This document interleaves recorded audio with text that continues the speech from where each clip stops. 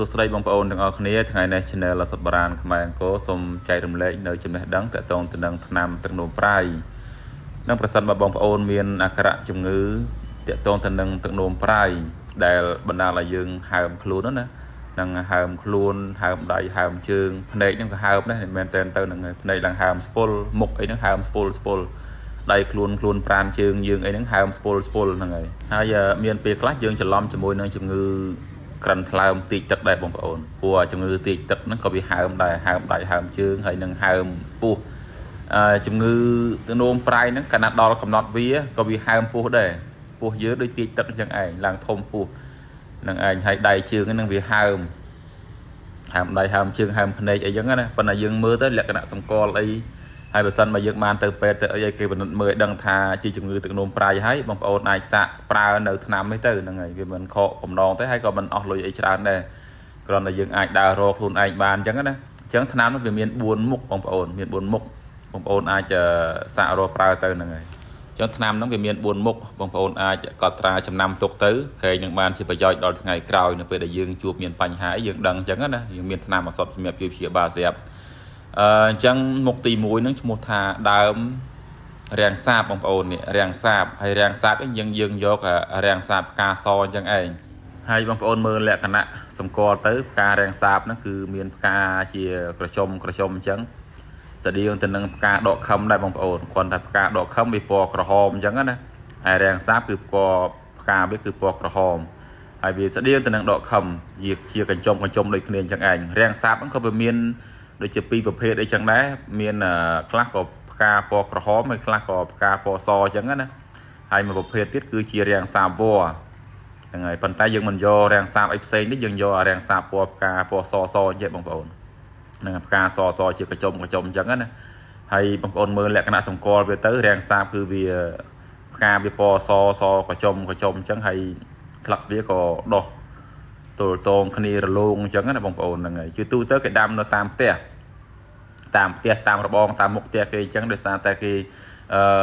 មានជំនឿថាការដាំនៅរាំងសាបអញ្ចឹងធ្វើសម្រាប់ការពារនៅវិជាមុនខ្មៅអំពើអំព័ន្ធអីចឹងទៅឬក៏អំពើជាអពមង្គលណាមួយដែលមកបៀតបៀនដល់ក្រុមគ្រួសារអញ្ចឹងវាមានរាំងសាបហ្នឹងសម្រាប់រាំងស្ទះរាំងការពារនៅបាបគ្រោះក៏ដូចជាអំពើមុនខ្មៅអីចឹងទៅឬក៏គេសម្រាប់បន្សាបនៅមុនវិជាការណាដែលមកបៀតបៀនដល់យើងអញ្ចឹងណាដែលជាអំពើមុនខ្មៅហ្នឹងអាហ្នឹងគឺជំនឿអញ្ចឹងឯងតាមជំនឿទៅតាមសភាវៈពិតយ៉ាងម៉េចអាហ្នឹងក៏មិនប្រកបដែរតាមដែលជំនឿគេជឿអញ្ចឹងម្យ៉ាងគេបន្សាបស្រាបន្សាបអីក៏គេបន្សាបបានដែររាំងសាបហ្នឹងអញ្ចឹងរាំងសាបដែលគេដាំទូទៅហ្នឹងគេសម្រាប់បន្សាបរាល់សភាវៈអាក្រក់អំពើអពមង្គលដែលជាអំពើមុនខ្មៅងងឹតអីចឹងទៅដែលមកបៀតបៀនយើងអីយើងមិនបានដឹងបានឃើញឮអីចឹងណាប៉ុន្តែដើមរុក្ខជាតិហ្នឹងគេជឿថាសម្រាប់ការពារនៅអំពើមុនខ្មៅទាំងអស់ហ្នឹងធ្វើឲ្យម្ចាស់ផ្ទះសុខសប្បាយអីចឹងទៅបានជាគេដាំតាមផ្ទះហ្នឹងតាមបែបជំនឿទេប៉ុន្តែបើបងប្អូនមានជំនឿអីអាហ្នឹងក៏រៀងខ្លួនទេជឿមិនជឿអាហ្នឹងរៀងខ្លួនប៉ុន្តែគាត់ថាលោកគ្រូគាត់ចង់បង្ហាញថាគេដាំមុខផ្ទះហ្នឹងតកតងទៅនឹងគេជំនឿប៉ុន្តែលោកគ្រូបង្ហាញនេះគឺតកតទៅនឹងឱសថទេថ្នាំទេជាការជាក់ស្ដែងមិនមែនជារឿងជំនឿអបិយជំនឿអីទេគឺជាការជាក់ស្ដែងប្រសិនមកបងប្អូនមានបញ្ហាតកតទៅនឹងជំងឺទឹកនោមប្រៃហ្នឹងហើមដៃហើមជើងហើមពោះនេះបងប្អូនអាចយករុក្ខជាតិហ្នឹងទី1គឺដើមរាំងសាបហ្នឹងហើយយកដើមរាំងសាបយកដើមវាបងប្អូនកាប់យកដើមវាទៅយកមកច្រាមហាន់វាខ្លីទៅហើយហាលវាស្ងួតនឹងឲ្យរាំងសាបហ្នឹងទី1ដល់ទី2គឺដើមស្មៅប្រក្របបងប្អូនអ្នកខ្លះហៅថាបន្លាប្រក្រាបបន្លាប្រក្របតាមតំបន់ដែលគេហៅអញ្ចឹងណាដែលគេហៅថាប្រក្របដោយសារតែស្លឹកវាយើងក្របយើងទៅពេលដែលយើងប៉ះទៅវារៀងក្របអញ្ចឹងណាហ្នឹងហើយអញ្ចឹងបានគេហៅថាស្មៅឬក៏បន្លាប្រក្របដែលស្រុកខ្លះគេហៅថាបន្លាក្រាបបន្លាប្រក្រាបដោយសារបន្លាហ្នឹងវាក្រាបនឹងដីនឹងឯងវាអត់មានឡើងទៅណាខ្ពស់ទេវាក្រាបនឹងដីអញ្ចឹងបានគេឲ្យឈ្មោះថាបន្លាប្រក្រាបនឹងឯងហើយប្រក្រាបឬក៏បន្លាប្រក្របនេះបងប្អូនមើលទៅគឺសន្តានរៀងរើអញ្ចឹងឯងមានផ្កាវាស្អាតរៀងស្តៀងទៅនឹងផ្កាទំហូដែរ ផ្កាតំហូដូចជៀនអញ្ចឹងណារៀងមូលដូចយើងត្បូងអញ្ចឹងឯងមើលទៅផ្កាឲ្យស្អាតហើយស្លឹកវាពេលដែលយើងប៉ះទៅរៀងក្លបរញោមទៅហ្នឹងហើយស្រួលចំណាំហើយមានបន្លាបងប្អូនបន្លាវានៅកេមដើមវាហ្នឹងគឺស្តៀងទៅនឹងធ្មង់កញ្ចុះអញ្ចឹងឯងពេលដែលយើងកាន់មិនតំណងវាអាចមុតដៃប៉ុន្តែមិនជាមុតអីណាស់ណាទេគ្រាន់តែយើងអាចធ្វើឲ្យយើងកាហាយផ្សាយខ្លះអញ្ចឹងណាបន្លាប្រក្លបនឹងឯងអញ្ចឹងមុខទី2នេះគឺយើងយកបន្លាប្រក្លបនឹងឯងបន្លាប្រក្លបបងប្អូនកាប់កោះវាទៅយកទាំងអស់ក៏បានយកទាំងឫសទាំងគល់ទាំងដើមហ្នឹង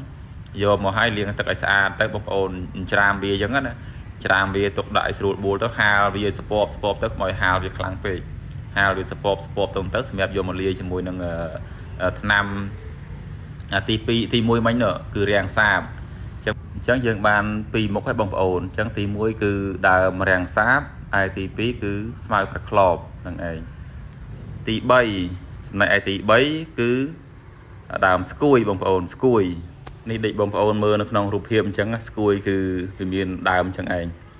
ដើមវាស្តៀងទៅនឹងដើមបបោសដែរដើមបបោសឬក៏ដើមត្រែងអញ្ចឹងណាហើយផ្លែវាគឺរាងមូលបងប្អូនមិនឃើញផ្លែស្គួយមិញណារាងមូលតូចទេហើយកាលនៅពីក្មេងយើងយកអាផ្លែស្គួយហ្នឹងមកដោតក្រងធ្វើជាកាំធ្វើជាខ្សែកអីពាក់អញ្ចឹងណាបងប្អូនហ្នឹងគឺផ្លែស្គួយនឹងឯងហើយស្គួយក៏មានលក្ខណៈប្រើប្រាស់ជាឱសថនឹងបានច្រើនដែរបងប្អូនដើមវាឬវាហើយនឹងផ្លែវាហ្នឹងគេអាចយកមកទទួលទានបានបងប្អូនគេបកវាឲ្យស្អាតទៅគេយកមកប្រើនៅក្នុងលក្ខណៈជាបង្អែមជាអីអញ្ចឹងណាឬជាម្សៅជាអីហ្នឹងគេយកមកលាយជាធ្វើបង្អែមធ្វើឲ្យបានហ្នឹងហើយការលក្ខណៈដែលយើងប្រើប្រាស់ជាឱសថនេះយើងមិនមែនយកផ្លែវាទេគឺយើងយកឬវាឬក៏ដើមវាហ្នឹងដើមស្គួយហ្នឹងឯងយកដើមវាតែម្ដងហ្នឹងកោះទាំងឫសក៏បានឬក៏យើងយកតែដើមក៏បានដែរបងប្អូនបើយើងខ្លាចងាប់ដើមស្គួយនឹងដាច់ពូជអីយើងកាត់ដើមហ្នឹងណាទុកឲ្យវាដុះទៀតហ្នឹងហើយកាត់ដើមវាទៅយកមកប្រើជាលក្ខណៈឱសថអញ្ចឹងយើងបាន3មុខហើយទី1គឺដើមរាំងសាបទី2គឺស្មៅប្រក្លបឯទី3គឺដើមស្គួយហ្នឹងហើយដើមស្គួយយើងយកដើមវាមកឯទី4បងប្អូនទី4ហ្នឹងគឺយើងយកឆ្កែស្រែងប៉ុន្តែឆ្កែស្រែងយើងយកឆ្កែស្រែងខ្មៅមិនមែនយកឆ្កែស្រែងសទូទៅទេយើងយកឆ្កែស្រែងខ្មៅប៉ុន្តែនៅពេលណាដែលយើងអត់មានឆ្កែស្រែងខ្មៅហ្នឹងទេបងប្អូនប្រើឆ្កែស្រែងទូទៅហ្នឹងក៏បានដែរឆ្កែស្រែងសហ្នឹងណាប៉ុន្តែបើសិនជាមានឆ្កែស្រែងខ្មៅហ្នឹងបងប្អូនយកឆ្កែស្រែងខ្មៅទៅវាមានប្រសិទ្ធភាពជាងអញ្ចឹងនៅពេលដែលបងប្អូនបានវត្ថុធាតុ4មុខនឹងមកហើយមានដើមរាំងសាបដើមស្មៅប្រក្លបមានដើមស្គួយហើយនឹងឆ្កែស្រែងខ្មៅ4មុខហ្នឹងឲ្យបងប្អូនយកមកលាយចូលគ្នាទៅណាឲ្យស្មើគ្នាទៅមានដាក់ដើមរាំងសាបឲ្យរៀងច្រើនជាងគេទៅបងប្អូនឧទាហរណ៍ថាដើមរាំងសាបមកក្តាប់អញ្ចឹងទៅស្មៅប្រក្លបតែកន្លះក្តាប់បានហើយដើមស្គួយអីហ្នឹងយើងប្រើមកក្តាប់បានហើយឆ្កែស្រែងប្រើកន្លះក្តាប់ទៅអញ្ចឹងឆ្កែស្រែងប្រើពាក់កដាលគេហើយនឹងប្រក្លបក៏ពាក់កដាលដែរក្រៅពីហ្នឹងស្គួយហើយនឹងដើមរាំងសាបយើងប្រើច្រើនជាងគេលើសគេពាក់កដាលទៅណានៅឧទាហរណ៍ថាដើមរាំងសាបមួយក្តាប់ស្គួយមួយក្តាប់ទៅស្មៅប្រក្លបត្រឹមតែកន្លះក្តាប់បានហើយនឹងឆ្កែស្រែងត្រឹមតែកន្លះក្តាប់បានហើយអញ្ចឹងប្រើតិចជាងគេពាក់កដាលបងប្អូនយកវត្ថុធាតុទាំងអស់គ្នានឹងលាយចូលគ្នាហើយយកទៅដាំទឹកទទួលទានហ្នឹងហើយដាំទឹកក្តៅបងប្អូនដាក់លាងវាស្អាតទៅដាំទឹកក្តៅទៅរហូតដល់ថ្នាំហ្នឹងយើងលាយចូលគ្នាច្បល់ចូលគ្នាហើយយើងយកថ្នាំហ្នឹងមកក្តាប់ធំទៅណាហ្នឹងឬក៏មកក្តាប់កន្លះទៅដាក់មួយកំសៀវទៅទឹក2លីត្រស្មើនឹងទឹក2លីត្រហ្នឹងទៅយើងដាំវាពុះកាលណាហើយទុកវាត្រជាក់ទៅហើយយើងទទួលទានម្ដងទទួលទានឲ្យអស់ទឹក2លីត្រទៅបន្ទាប់អស់ហើយយើងដាក់ថ្នាំថ្មីទៀតថ្នាំចាស់ហ្នឹងចោលទៅយើងប្រើថ្នាំថ្មីទៀតមកក្តាប់កន្លះអីយើងទៀតទៅហើយដាំទឹកទៀតទទួលទានរហូតដល់ទទួលទានទឹកនឹងអស់មួយកំសៀវនឹងហើយចោលថ្នាំទៀតទៅចោលថ្នាំចាស់ទៅដាក់ថ្នាំថ្មីទៀតថែមទឹកថ្មីទៀតដាំទៀតហ្នឹងហើយបងប្អូនប្រើវិធីអញ្ចឹងណាអញ្ចឹងហូបទៅក្នុងរយៈពេលតែ1សប្តាហ៍អីហ្នឹងបងប្អូនអាចនឹងឃើញពីអាការៈវាមានការប្លែកច្រើនរាងកាយយើងក៏វាមានការថមថយធូរលេងតាំងលេងណែនអីចឹងណា ការៈស្បែកយើងក៏លែងស្ពុលលែងហើមលែងតាំងលែងញ័រឲ្យទៀតហើយគឺទៅជាការៈស្បែកលក្ខណៈដូចថាធម្មតាវិញហើយប៉ុន្តែព្យាយាមប្រើវាមិនមែនប្រើភ្លាមជាភ្លាមទេបងប្អូនតោះតែយើងព្យាយាមព្រោះថ្នាំខ្មែរមិនមែនដូចជាថ្នាំពេទ្យសម័យទេថ្នាំពេទ្យសម័យគឺមានជាតិសកម្មខ្លាំងគេប្រើទៅវាលឿនជាងថ្នាំបុរាណខ្មែរហើយថ្នាំបុរាណខ្មែរហ្នឹងយើងប្រើទៅវាបន្តិចម្ដងថយអាការៈបន្តិចម្ដងអញ្ចឹងណាវាមិនមែនជាភ្លាមបាត់ភ្លាមទេអញ្ចឹងតើបងប្អូនព្យាយាមប្រើដើមទឹកហូបអញ្ចឹងទៅបើសិនជាអស់ហើយដូរថ្នាំអស់ហើយដូរថ្នាំព្យាយាមអញ្ចឹងឯងហើយហូបហ្នឹងគឺហូបជំនួសឲ្យទឹកធម្មតាយើងហូបឲ្យទឹកថ្នាំហ្នឹងជំនួសឲ្យទឹកសុទ្ធធម្មតាទៅហ្នឹងហើយដើមឆ្កែស្រែងខ្មៅហ្នឹងលោកគ្រូអត់មានទេហ្នឹងហើយអត់បានថតបង្ហាញទេសូមអធិស្ឋានផងចាំមើលពេលណាដែលបានទៅព្រៃទៅអីបើសិនបានជួបបានថតបង្ហាញហ្នឹងហើយថតជាវីដេអូផ្សេងទៀតអញ្ចឹងណាហើយសូមបងប្អូនជួយតាមដានទស្សនានៅវីដេអូនេះផងជួយ Subscribe នៅ Channel នេះម្នាក់មួយផងដើម្បីតាមដាននៅវីដេអូថ្មីទៀតទាក់ទងទៅនឹងរុក្ខជាតិឱសថនៃប្រជាជាតិកម្ពុជានៃយើងសូមអរគុណច្រើនបងប្អូនទាំងអស់គ្នាបានទស្សនាតាមដាន